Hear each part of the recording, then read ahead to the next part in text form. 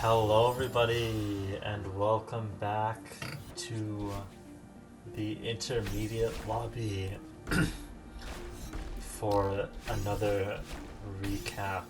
This time, the rest of the intermediate lobby silvers completed. This this part took a while, I'm not gonna lie. It took a while to get everything.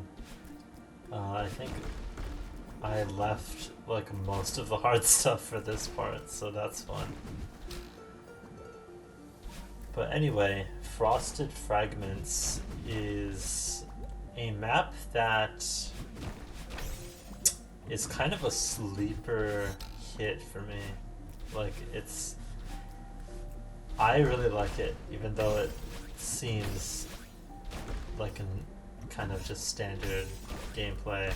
And that's because of a unique reason. It's because of the story. The actual gameplay this is a pretty long silver. It goes on for a long time, and it's a lot of waiting. Like, it's a lot of waiting for things to happen, waiting for move blocks to move, and all that stuff. But it also is pushing these blocks with your dash that they move like in the direction that you dash into them with, and which is a cool mechanic. I like the mechanic quite a bit. But throughout the map, you see these little question marks by the walls and like by hidden stuff. There's one in this room actually. And you get some lore. You get some lore, and it's about like a team of adventurers explore this cave because it's contains like a energy source that no one's ever seen before. It's like classic like science fiction kind of stuff. See, there's that question mark right there.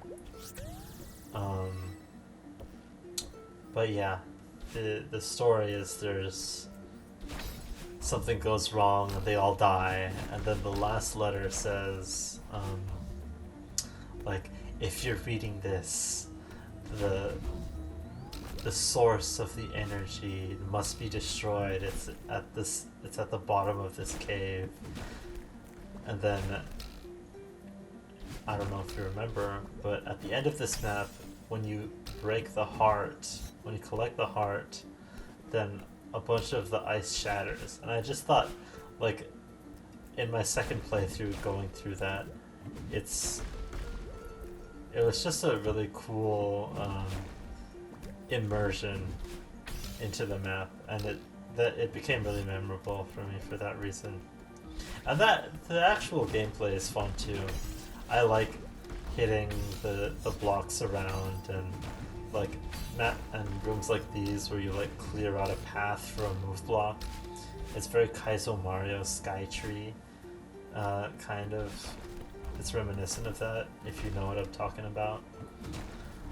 But yeah, it is a long silver, so I remember not really liking it that much when I first went for the silver, but now that I'm better and I was a lot more consistent, it wasn't that big of a deal to me.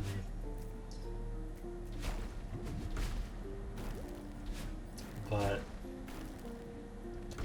unfortunately, a lot of the maps were kind of a big deal in this part. Some of them were hard and fun. Some of them were hard and not very fun at all. The map I do ash for this one is one such map. But yeah, I also really like the song. It creates like it's like a lonely, icy vibe, you know. And yeah, this is the first silver I went for, so I don't remember it as clearly, but it's. I say that, and I did this silver like maybe like But it it's not too notable. There's nothing to talk about that much aside from the story. And here you're gonna see when I collect the heart, it's it's like the source of all the spinners, and then when you break it, like it breaks. And I just thought that was really cool, especially not even knowing there was a story before. Um, Hopping into this for a second time, but now we're into one of my least favorite maps, and honestly the entire collab. Sleeping Under Stars. Now, I I say that, and it's true. It's a true statement, but it's like this is mostly just mid, if anything. I don't like low gravity. I think low gravity sucks in this game because it slows down the game a lot in a really unfun way, I think, as opposed to something like Infiltration with the dash crystals that slow you down. You know, it just makes everything really floaty, and it doesn't even really feel like Celeste anymore. It almost feels like you're playing a completely different game. But yeah, this map is a power source. Basically just the power source checkpoint, with low gravity. So it's like, on top of it being low gravity, it's like a knockoff version of just the base game too. So it's not notable, it's annoying because it's low gravity and it's slow. So it's kind of just like a mishmash of everything I don't like about this. Not about this game, everything I don't like mechanics wise in modded Celeste. Because low gravity is never an actual mechanic in the game. It's just like adds atmosphere in the last part of core. But maps like these make me wish that they didn't do that. Because this is so annoying. It's just so slow. Every attempt feels really long, even though like Frosted Fragments was 5 minutes. I believe this one's like 3.5. This one feels so much longer because it's just like you have to just wait so long for everything to happen. This is like this map is like the Dolos of Strawberry Jam. Like it's actually like 5 actions per second in this entire map. It kind of sucks. And then what also sucks about this map is the ending is actually kind of tricky and a little bit awkward. So I died quite a bit. It pissed me off a lot, basically. I'm trying to say, like, that dash is really scary, and then this last room is kind of sketch because you have to, like, these jelly tricks you have to do are kind of just like kind of awkward, and like you get really close to the spinners a lot of the time, and it's just like ugh. Some of my failure was because I was being stupid, but at the same time, it's just an annoying map. I don't like this. If you couldn't tell. But now, take all I've said about low gravity and my hatred of it, and don't apply it to this map, actually, because this map, Low G Botany, is a map that I, upon reading the name, I was like, ugh. But, as it turns out, this map, I don't know the specifics of it, but I believe it uses like a different helper than the normal low gravity, because this makes low gravity fun. This map's, I don't know if you can tell from what the video looks like, but this low gravity basically just makes Madeline a little bit more floaty and gives her more jump height. But like, she falls a lot faster, and you can like,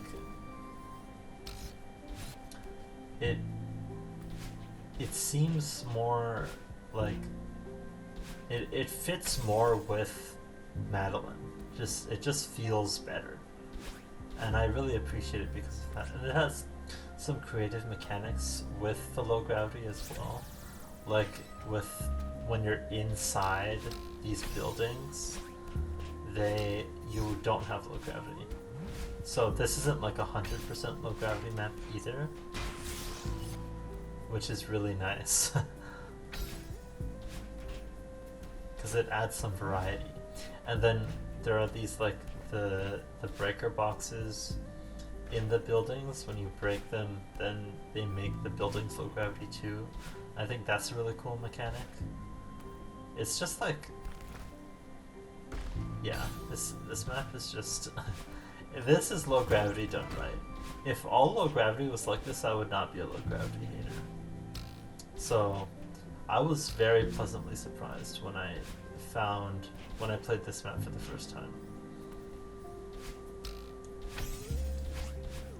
Because, yeah, it does low gravity really well.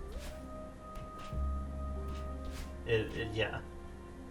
No notes really.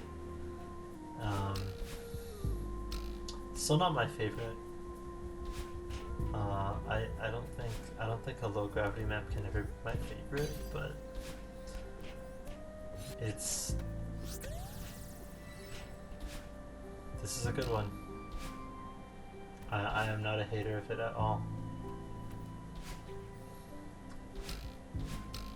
Plus, like, it also has kind of a cool ending, which we're coming up on in a little bit, where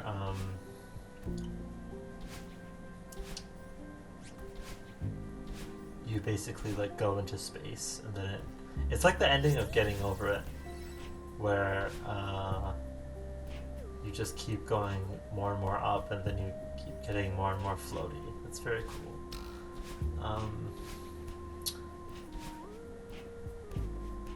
But yeah, there's something else that I was gonna say. Oh yeah, this map has tech. Like you wave dash and hyper in this, and like another point to how it feels good with Madeline's moveset. Like, tech still feels good to do. I don't know what like a advanced or expert map with this style of low gravity would look like, but I would be down to try it because I think it could work. Unlike Sleeping Under Stars' low gravity, where it just makes everything really boring. I could see like low grav in this style being really fun, and like you see, you just get a lot more floaty. It's very fun. It's a fun ending when you go all the way up to the heart, and then you can watch me fail a heart ultra right here. I think it's still low gravity, so I think failing that heart ultra just added another 10 seconds to the recording or something like that. It's pretty funny. But now, this selection of maps and the order I did them in, this is a roller coaster because I hate this map. We're back to hating. We got Pufferfish Transportation Company, which is a puzzle puffer map where you have to like move puffers around and line them up with swamp blocks and sit movers, which is kind of like a cool idea on its own, but this map just does not execute it well at all. I hate how it executes it because it makes everything super awkward, and it has a lot of weighting as well. It's very like it even references this map in it, but Coco, it's very much like Coco Doko, where um, you're kind of just like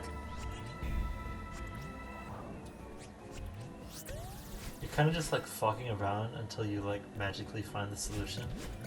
I say that as if I even tried to figure out Coco Doko on my own. I did not. I did figure out this on my own though, and I did not enjoy it because I think it fails in its execution, because the execution of like basically every room in this map is not very satisfying. It's because of like the puffer bounces, like bouncing off of the puffer, and then the puffer boosts as well. And then the solutions are also very unintuitive and not very satisfying either. This room is kind of funny though. It's just because gravity just doesn't work like it should. This room is kind of fun, but everything else,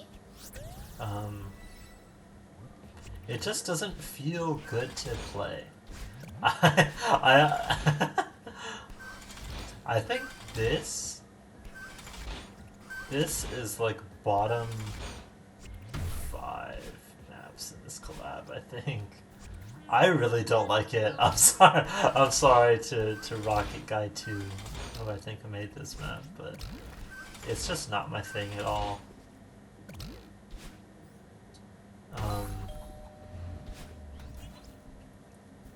Something interesting that this map has that I've never seen before also is the way that these strawberries, if you see this one in particular, it has the pufferfish outline. And that's because it's like a winged strawberry where it has a requirement. It places a restriction on you where you cannot have a pufferfish explode in the same room, or else it will just disappear. And I think that's kind of a cool mechanic for a strawberry, even though it's not really that fun in this. And like this final room, like look at this. Like I don't know if like jankness translates across the screen. That movement is so like everything is just so awkward. I don't like this map at all. I'm sorry. I don't like this map like at all. But it's intermediate, so I still got it relatively quickly, so it wasn't like a horrible time, but like it was just like I didn't enjoy playing this at all. I didn't enjoy the re-clear, I didn't enjoy practicing it, I didn't enjoy going for the silver. So yeah, it's not really my thing. But now we're on to Construction Conundrum. Where shout out, I do a spiked wall bounce there for a tiny skip. It's lined up perfectly, so if you can do spiked wall bounces, you can just do that every time. But for this one, I actually don't know the rules, because the way this map is set up, I don't get the silver until like right now, and I don't. It probably still counts, but I wonder if it actually will because I get a berry before the silver, so that might be considered cheating. I don't know. It probably not, but hopefully. We'll see. We'll see if the Goldberries mods accept this run. But yeah, this one is about these zip movers that move when you hit them. And it also has the mechanic of that I've never seen before, where every crystal you collect, whether it's an extra jumps crystal or a dash crystal, that like it completely resets your abilities. So I just got a double dash there, and now I have 2 dashes until I get another dash, until I get another crystal. And right now that I got that double jump, I only have double jumps for until I get another one. So that's a unique mechanic. It's kind of cool. This map, I like it. I think it has some cool ideas, but it also it's also a very long one. It's a pretty slow silver as well.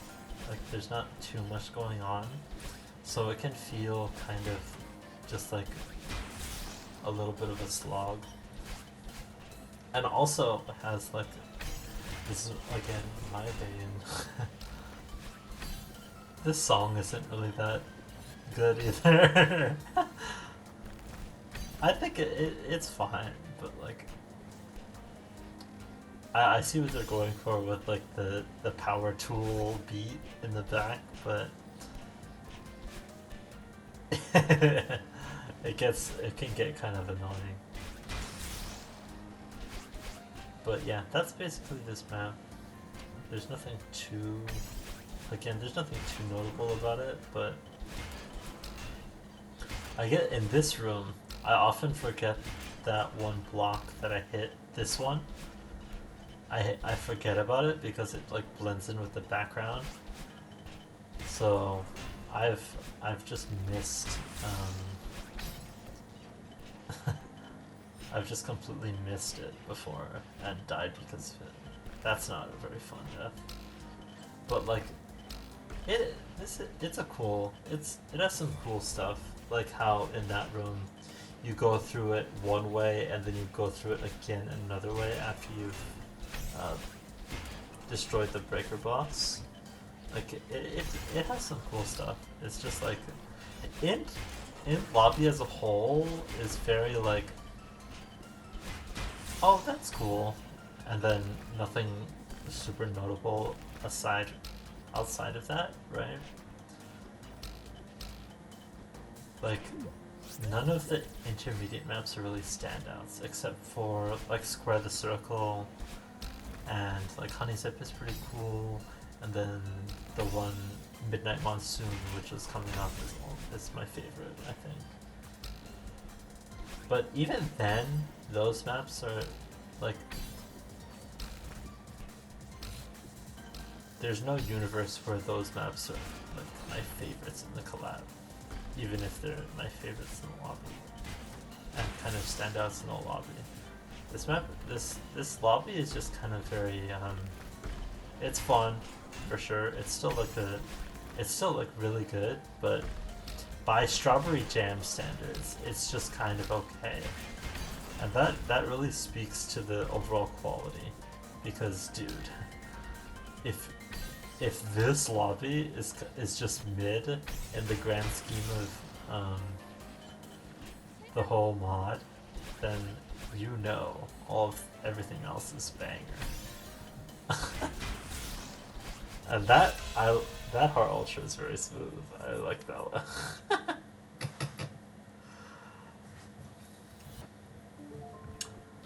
And then this next one, it's a short one, but I actually have a lot to talk about because it's very unique, so I'll try to talk fast.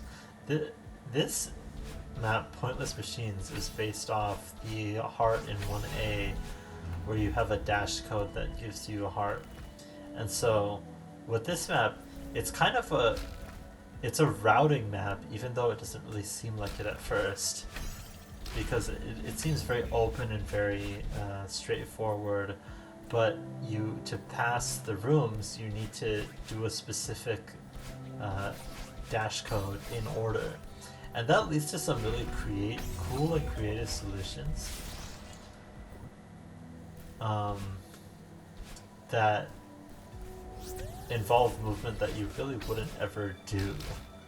And so, like, figuring out how the dash code fits into the room is really cool. Like this one. Like, that room is really cool. I really like that movement. And this is such a cool idea. Like, the designing a room around a dash code is just a really creative and cool idea. And it leads to rooms like these, where this is just a completely open room, right? But because of the dashes that you need to input in order, it becomes like a really cool challenge. And there's rooms like this too, where the dash code was just the right dash, and you need to if you dash right, if you dash straight right at all, then you'll die because you get blocked off. And it's just like, I feel like if this map was like an advanced map and like went kind of crazy with it, I could see a map like that being one of my favorites, because it's just really cool to figure out and everything. And here we are.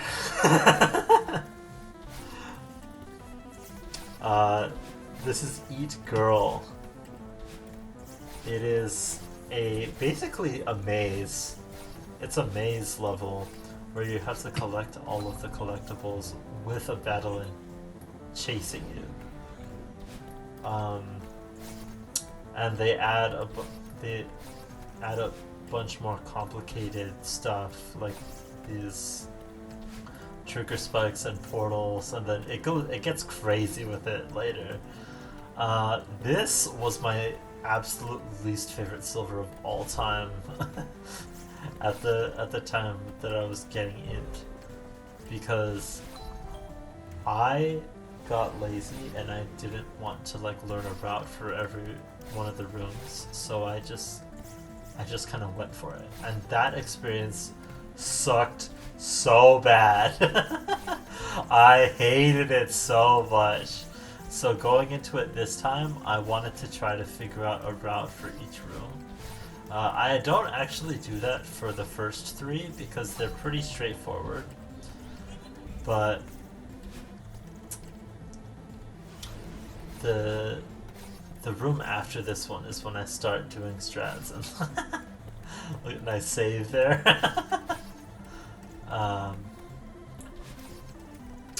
But yeah, this I don't actually know what the public opinion of this map is, but I could see it being very like both hated and loved, because like the first experience I had with this map, I thought it was cool, and then I went for the silver, I hated it. And then when I went for the silver at this time, I actually really liked it, even with the added berries as well, which make it even more complicated than it was with it makes it more complicated than it was when I first went for it. And the berries are very similar. You have to collect, they're seeded berries, so it's like a perfect fit with the theme of this level. But yeah, I think like learning routes and trying to route everything, it was fun, but it was very mentally exhausting. Especially because like after this room it starts getting really crazy. So I think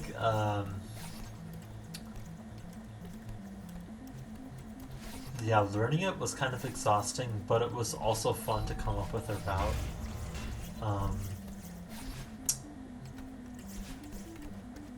But executing the route was very satisfying. I really liked doing that. Uh, as far as doing that, as far as executing the route, as you can see here, I kind of get lost a little bit. So I kind of forget what to do. And that happens in the final room as well. um, but because I've practiced a route in this map for all of the complex rooms, you really gain an understanding of how they work. So by practicing a route in this map, in these rooms, then you get an idea of how to improvise them, which was something that I didn't think of happening, and it happened anyway.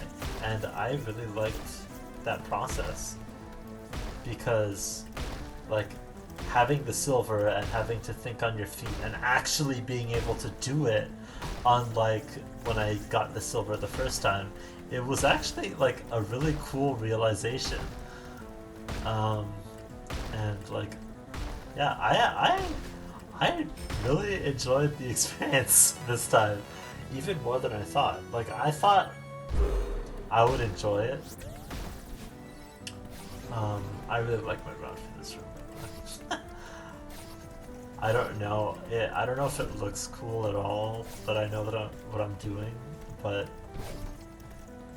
this, it's just really satisfying. It was just really satisfying to come up with all of the routes for the rooms, and yeah, I enjoyed this a lot more than I thought it would. I would even go as far as to say that, but look at that, by the way, that was crazy. This is a candidate for my favorite silver in the lobby, actually. And with this room, I guess I'll explain. There's two massive like swap blocks, so every time you dash, you need to be really careful,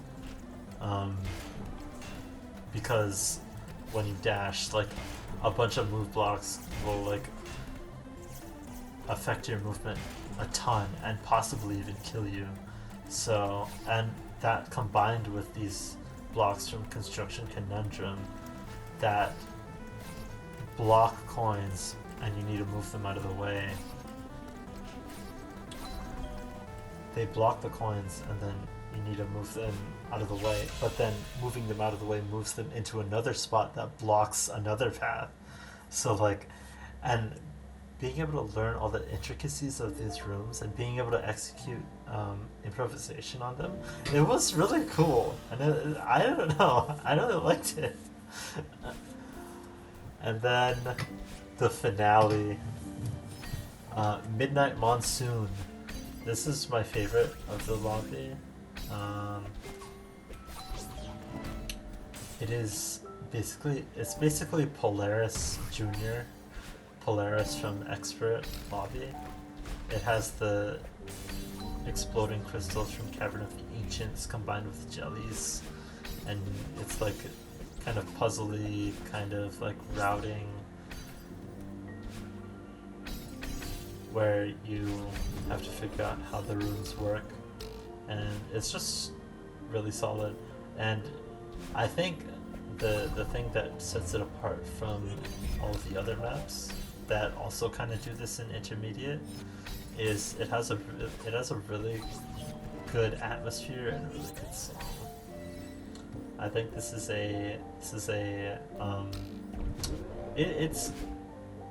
the gameplay is really good, but I think the song is really what carries it over the edge. The song, the atmosphere.